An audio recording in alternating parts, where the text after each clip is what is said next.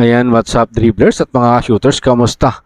Kamusta po kayo? Tumabla na nga po ang San Miguel Beermen sa Meralco. Pinangunahan po yan ni CJ Perez at isang mahalagang basket mula naman kay veteran Marcio Lassiter. At ano nga ba ang nangyari kay Jericho Cruz at sa isang fans ng Meralco Bulls? Tara, sama-sama po nating pag-usapan yan.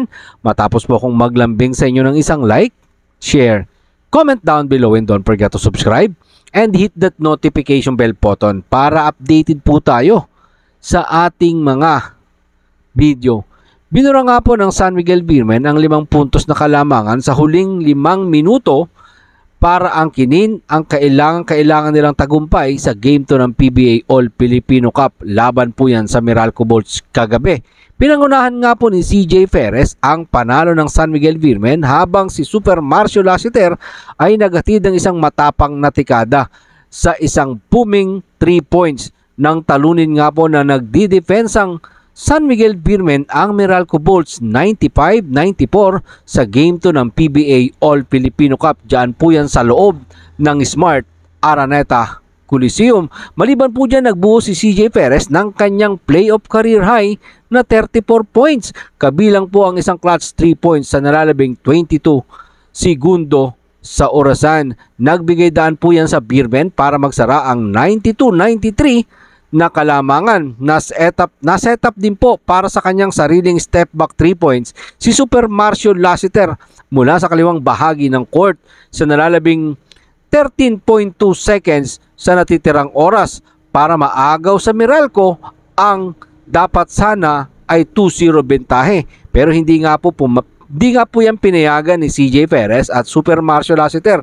Pinaramdam nila sa Meralco Bulls ang kanilang katatagan bilang isang kampyong kupunan. At dahil dyan, pakinggan po natin ang sinabi ni head coach, Coach George Gallant, sa ulat ni Jonas Tirado ng Inquirer. Ito ay para kay Marcio o kay CJ. Talagang gusto namin yung 3 points na yon mula yan po kay Coach George Gallant. Ang seri nga po ay naitabla nang nagdidepensang San Miguel Beermen sa 1-1. Si Perez ay meron din pong 4 na rebounds, 5 assists at 5 steal.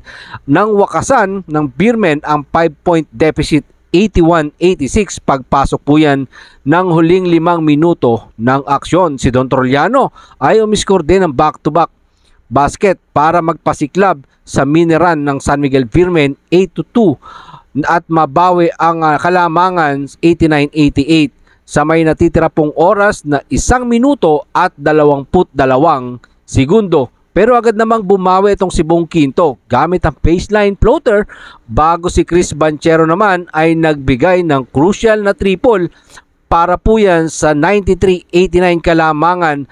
May natitira pa pong 25.6 seconds sa orasan. Pero nagpakita nga po ng katatagan sina CJ Perez at Super Marcio Lassiter at agawin o ginawa nila yung dalawang mahalagang 3 points na sumagip po yan sa Beermen sa pagkatalo. Pakinggan po ulit natin ito si Coach George Gallant. Nakuha namin yung 5 minuto, mahalagang depensa namin.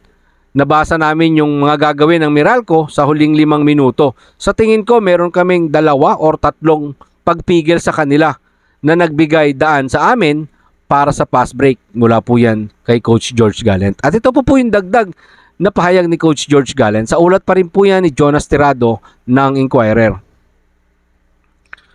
Offensively, tinulak lang namin ang bola at naghanap ng mga bukas na manlalaro. Buti na lang pumasok ang mga tira ni CJ Perez at ni Marcio Lassiter. Mabuti na nakapag-deliver din si Junmar Pajardo na kahit pinahirapan ng depensa ay umiscore ng 17 points. Mayroon din siyang 13 rebounds at 2 assists at 3 block. Ang panalo nga po ng San Miguel Beermen ay nagbigay po sila ng 25 points performance kay Cliff Hodge na humakot din ng 9 na rebound. Nagtala sina Chris Banchero at Chris Newsom ng 16 at 14 point ayon po yan sa pagkakasunod. Ano nga ba ang nangyari naman kay Jericho Cruz bago po matapos ang kanilang bakbakan ng Meralco Bulls? Si Jericho Cruz nga po ay kilalang matikas na manlalaro at maangas sa loob ng hardcourt. Ngunit kapag masyadong umaabuso na rin ang tagahanga at isinasangkot na ang kanyang pamilya at mga anak, ay ibang usapan na nga po yan ayon po kay Jericho Cruz. Kaya naman humingi nga po ng tulong ang San Miguel Beermen Star sa Araneta Coliseum Security para paalisin ang fans sa court side ng fourth quarter sa Game 2 sa pagitan po ng San Miguel Beermen at ng Meralco Bolts kagabi po yan. Ano nga ba ang nangyari? Narito po si Jericho Cruz sa ulat ni Jerry Ramos sa spin. Yung murahin ako ng fans, okay lang yon. Ito yung trabaho namin okay lang sa akin yon, nothing personal. Huwag lang idamay yung magulang natin, nanay natin, anak natin. Kasi iba ng usapan yon, sabi po ni Jericho Cruz matapos nga po nilang talunin ang Meralco Bolts. Pero kung ako lang, walang problema. Walang problema yon, I can take the hit. Yan po ang dagdag na pahayag ni Jericho Cruz. Nangyari nga po ang insidente matapos mabundol si Jericho Cruz ni Meralco Bolts gunner Alain Maliksi at natumba habang nakahiga siya sa sahig. Sinabi ng dating Adamson stalwart na narinig niya ang fans na sumigaw sa kanya ng masamang salita. Narito po ulit ang dagdag na pahayag ni Jericho Cruz sa ulat pa din ni Jerry Ramos sa spin. Pagkatayo ko, may narinig akong below the belt na salita. Sabi ko, magulang ko na yon, anak ko na yon, iba na yon.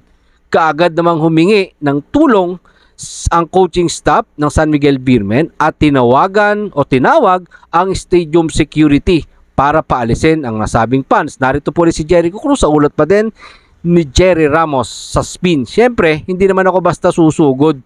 Meron naman tayong security dito sa PBA. Kaya ako, I'm happy na agad sila nag-respond. Personal na ihinatid nga po ng venue security at PBA personnel na si Ervin Rodriguez Yap ang fans palabas ng Big Dome. At sinabi nga po ng nasabing fans na wala naman daw po siyang ginawang mali or sinabing masama matapos nga po palabasin ng Smart Araneta Coliseum. Sa mga fans po sana, mga shooters, wala po sanang magmumura or magsasabi ng below the belt. Kahit nga po minsan dito sa comment section may nakikita tayo niyan mga nagmumura. But anyway, okay lang po yan. Mga shooters, kasalanan nyo naman po yan. Di naman po namin kasalanan kung nagmumura po kayo or kung sino man po yung minumura po ninyo. Ganun po talaga Siguro, nakasanayan nyo na pong magmura. Pero para sa akin, hindi po yata maganda yung pagmumura natin sa ating pong kapwa. Kaya iwasan po natin yan kasi mga tao lang din po yan, nasasaktan po sila sa mga ganyang klaseng mga pananalita na hindi naman nila nagagawa siguro or hindi naman po natin kilala. Eto mga taong to personally, nakikita lang natin sila naglalaro po dyan.